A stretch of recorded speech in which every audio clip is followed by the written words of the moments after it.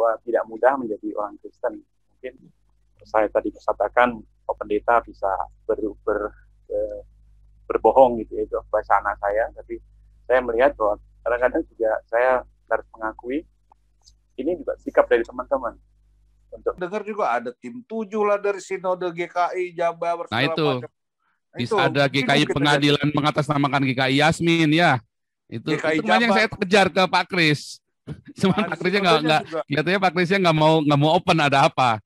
Sebelum melanjutkan, kami informasikan kepada Anda. Channel ini berbeda dengan channel yang pernah Anda kunjungi di YouTube. Masterway Channel mengajak Anda untuk bereaksi menanggapi isi narasi atau berita sesuai dengan video yang kami tayangkan ini. Tujuannya untuk menguji, mengkoreksi, dan menilai validitas kebenaran fakta dari narasi atau berita dari media sumber berita yang dipertontonkan di media sosial dengan tujuan yang berbeda-beda. Silahkan tulis masukan Anda di kolom komentar supaya netizen mengetahui validitas berita sebelum percaya dengan informasi berita yang ada di media sosial. Silahkan Anda subscribe terlebih dahulu sebelum Anda mengutarakan pendapat Anda di kolom komentar, supaya pesan komentar Anda kompatibel dan efektif untuk mengedukasi masyarakat. Simak seluruh isi video ini sebelum Anda komentar supaya tidak gagal faham. Kami akan memberi tanda pin atau tanda cinta dari masukan Anda yang berkualitas dan berpotensi membangun. Terima kasih. Dan salam damai bersama Masterway untuk Indonesia. Siapa nih? Jakarta Seoul. Nanti kalau ya, Jakarta Seoul lagi. Silakan. Oke. Jadi gini, sebenarnya jujur aja ya, saya tuh lebih setuju apa yang dikatakan oleh Pendeta Palti, ya, tekanan dari civil society dikombinasikan dengan ide Pak Paul.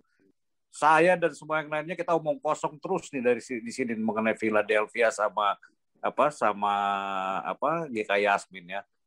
Konkret deh, saya bilang mungkin kalau nanti sudah dibolehkan masalah PSBB ini sudah longgar, ketika Philadelphia dan GKI Yasmin mengadakan kebaktian 2 mingguan, ya kita sama-sama lah ke sana. Betul seperti yang Pak Paul bilang, mereka mungkin sekarang hanya puluhan, kalau sekali gabruk ada 1.000 orang di situ tiap 2 minggu, ya mikir juga lah. Apalagi kalau Gubernur Anies nanti setelah PSBB bisa mengizinkan Monas dipakai untuk ibadah kan, tiap 2 minggu bikin ibadah di Monas, segala macam GKI, KWI, segala macam yang umat-umat yang banyak numplek aja di situ. Sekali datang 10.000 orang kan ya mikir juga lama-lama kan. Itu saya rasa yang saya sependapat kombinasi antara apa yang disampaikan oleh Pendeta Palti dengan Pak Paul ya. Jadi ya kita konkret aja lah. Tekanan civil society nggak mungkin lah mau mogok, mau pecatin yang karyawan non-muslim, karyawan muslim, yang nggak mungkin. Itu bukan cara yang elegan. Cara yang elegan kapan kebaktian diadakan, kita semua datang rame-rame, tidak hanya jemaat GKI Yasmin sama AKBP Philadelphia. Itu aja Pak Paul, makasih. Ya, semoga Pendeta Gilbert dengar ya, daripada ngatain saya anak iblis, mendingan kerahkan jemaatnya buat ibadah bersama dengan GKI Yasmin dan HKBP Philadelphia. Jadi kapan ini Pak Paul, jadi kapan Pendeta Palti boleh ibadah lagi, mungkin lewat channel ini nanti diumumkan oleh Pak Paul, tanggal sekian ibadah di Monas. Tuh kan? Iya Pak Pendeta Palti, kalau mau bikin ibadah depan GKI di Istana Negara lagi, di live kan lewat channel ini. Itu yang bagus tuh. Jadi kita kerahkan di sini, nanti coba saya kontak teman-teman YouTubers lain yang subscribernya lebih banyak juga, buat jadi di live kan berserempak. Nah, bikin begitu. Karena media kan sudah berhenti membicarakan. Nah, barusan saya cek di Cokro TV, Ade Armando udah mulai bicara. Sekarang ngomongnya beda lagi Cokro TV. Bahwa Bima Arya harus jalanin konstitusinya GKI Yasmin. Sekarang beda lagi nih, baru kita omel-omelin si Cokro TV. Balik lagi sekarang dia. Itu dia. Satu lagi Pak Paul, sorry. Mungkin Pak Kris bisa menggambarkan apa sih sebenarnya yang terjadi di internal GKI Jawa Barat?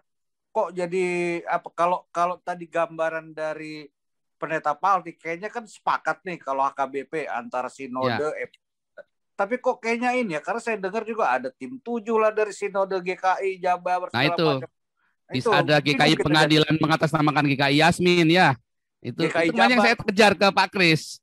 Cuma Pak Krisnya nggak kelihatannya Pak Krisnya nggak mau open ada apa. Mengapa GKI pengadilan mengatasnamakan GKI Yasmin? Sementara saya kan tanya GKI Jabarnya sendiri bagaimana? Nah, harusnya kan GKI Jabar kan itu ada di pihak GKI pengadilan atau di GKI Yasmin. Tapi kalau tadi di awal Pak Kris sudah ada cerita bahwa GKI Kapling Polri termasuk yang mendanai semua termasuk yang besar GKI Polri Kapling Polri itu kalau nggak salah yang di Grogol ya. Yang di Kapling Polri kan. Itu silakan Pak Kris. Ya, terima kasih. Saya mau bicara sedikit saja karena masalah ini tidak cukup saya bukan tidak berani bercerita, tapi saya ingatkan Pak Paul di press release itu Pak Bona Sigalinging berkali-kali mengatakan bahwa ada perbedaan, dan saya sudah berkali-kali mengatakan saya berbeda pendapat, tapi baik-baik saja selama kita membuktikanlah paling tidak apa perbedaan pendapat itu.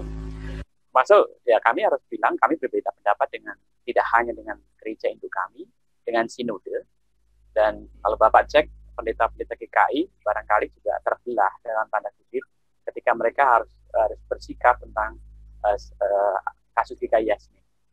Dan ya ini menjadi pelajaran tidak hanya buat saya, tapi mungkin secara GKI seluruhan yang walaupun tadi saya membaca ulang berderap satu gitu ya. Tapi saya teringat juga bahwa ada satu cerita Tuhan Yesus bahkan mencari satu domba yang hilang dan mengesampingkan 99 domba yang lain. Artinya apa? Bahwa berderap satu itu tidak juga suatu hal yang mudah. Tapi butuh pengorbanan untuk paling tidak mendengar. Nah, kami mungkin hanya suara satu, suara kecil, suara yang bercerita tentang bahwa kami berbeda. Ketika pemerintah mengusulkan relokasi, ya, kami tetap bahwa hukum yang tidak harusnya dijalankan adalah tetap di lokasi itu. Itu sudah sejak awal tahun 2012 itu ketika kami berbeda pendapat dengan sinode. Yang waktu itu Pak SBY menekan sinode tanda kutip supaya relokasi diterima melalui tim SBY, dan ketika itu diterima, mungkin sore itu kita akan bertemu Pak SBY di Cikeas. Ini kira-kira skenario yang kita bayangkan ya. Dan apakah selesai? Ya saya tidak tahu, tapi kami konsisten bahwa kita berbeda dengan sinode, dan sinode rupanya justru melakukan hal-hal yang menurut saya menyakiti ya. Saya harus bilang menyakiti, bahkan anak saya bilang pendeta kok berbohong. Itu kesan yang lain. Sorry Pak Kris, termasuk yang terakhir ya, yang tim 7 ya? Ya Pak, saya harus cerita panjang karena Bapak tanyakan kondisi sinode dan lain-lain. Kalau Bapak ada di Bogor, silakan Bapak cerita bahwa banyak teman-teman pendeta di Bogor yang juga anggota sinode dan seterusnya. Bapak juga bisa karena GKI sebelumnya terbuka. Bahkan saya pernah mengantarkan teman saya yang mau berkhotbah di GKI Yasmin untuk datang ke pengadilan. Artinya saya baik-baik saja dengan GKI pengadilan dan teman-teman sinode yang saya kenal. Tetapi kami menyatakan bahwa inilah pilihan kami ketika saya jemaat GKI yang mencoba tetap menjadi Kristen, tapi juga menjadi warga negara Indonesia yang menuntut mungkin hal yang remeh-temeh buat orang lain. Tetapi buat kami, ini adalah perjalanan iman saya 10-15 tahun terakhir, bahwa tidak mudah menjadi orang Kristen. Mungkin saya tadi katakan pendeta bisa berbohong gitu ya, itu bahasa anak saya. Tapi saya melihat bahwa kadang-kadang juga saya harus mengakui ini juga sikap dari teman-teman untuk mengkritisi kebijakan-kebijakan yang buat kami ya apa susahnya sih kalau misalnya kepengurusan kami di-maintain kembali, bahwa kita tetap berfokus pada apa sih sebenarnya kasus di tanah GKI Yasmin sekarang. Kalau itu masalahnya bukan di kami, kenapa kami yang harus selalu mengalah? Kenapa bukan kasus yang sebetulnya karena perbedaan itu dimaintain menjadi permusuhan, dan kamilah sebetulnya yang harus mendapat perlindungan. Sebagai warga negara saja, saya masih KTP Indonesia, kenapa susah sekali beribadah? Itu juga hal yang simpel yang sebetulnya ingin kita suarakan bersama. Nah, tentang tim 7 itu juga sudah dijelaskan oleh Pak Jayadi ketika press release itu, bahwa tim 7 itu tim teknis ketika isu yang berkembang adalah pembagian lahan. Jadi ketika itu sudah menjadi tim teknis, saya harus katakan mestinya tim 7 selesai di situ. Kalau itu sudah tidak lagi di lokasi itu, dan kalau tidak lagi bicara tentang teknis, karena itu adalah usulan dari beberapa dari kami studi seperti itu. Itu sudah dijelaskan juga waktu press release. Saya sedang mengolah video yang press release itu, yang menurut saya cukup menjawab semua pertanyaan tadi. Maaf, saya tidak akan menjawab semua hal yang ditanyakan tadi. Kenapa sinode, kenapa seperti ini? Mestinya sinode lah yang menjelaskan. Kenapa membiarkan satu domba ini berlari sendiri di padang rumput, mungkin juga padang duri yang tidak mudah.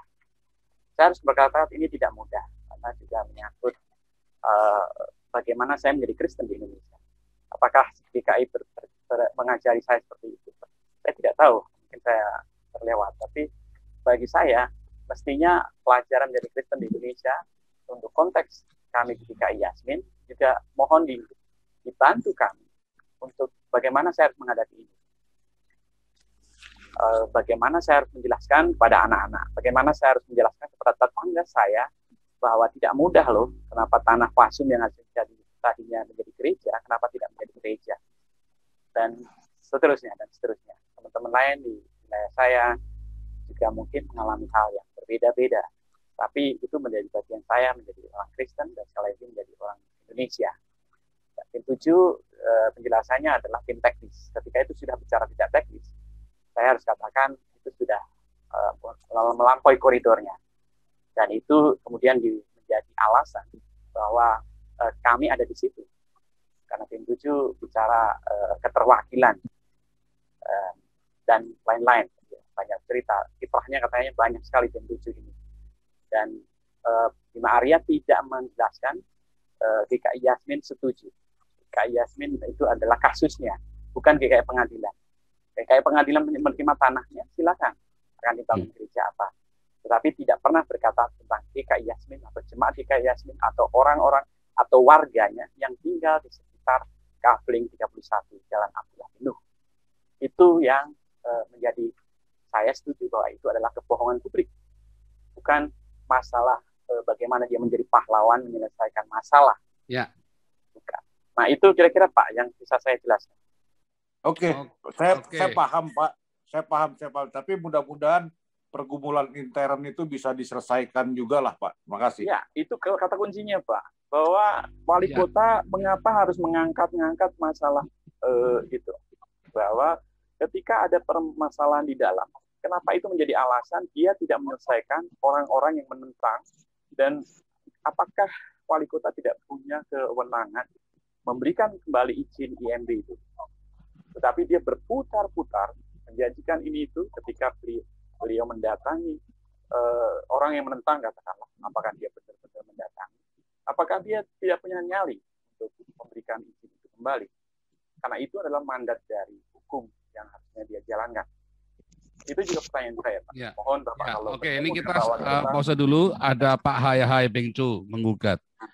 Oke, silakan Pak Hai Beng Cu menggugat. Halo, selamat malam. Selamat malam. Ini Pak Beng Cu beneran apa Pak Beng Cu bohongan nih? Beng Cu asli lah.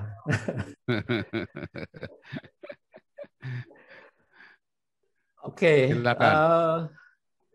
terima kasih atas kesempatannya ya. Jadi gini, saya punya blog Beng Cu Menggugat Di dalamnya ada 1.100 lebih tulisan. 100 lebih diantaranya adalah tulisan tentang GKI Yasmin. Nah, dalam 1 minggu ini, ya, itu rata-rata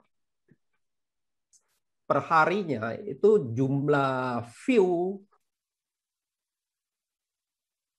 orang. Nah, tapi di dalam 2.000-an orang view itu memviralkan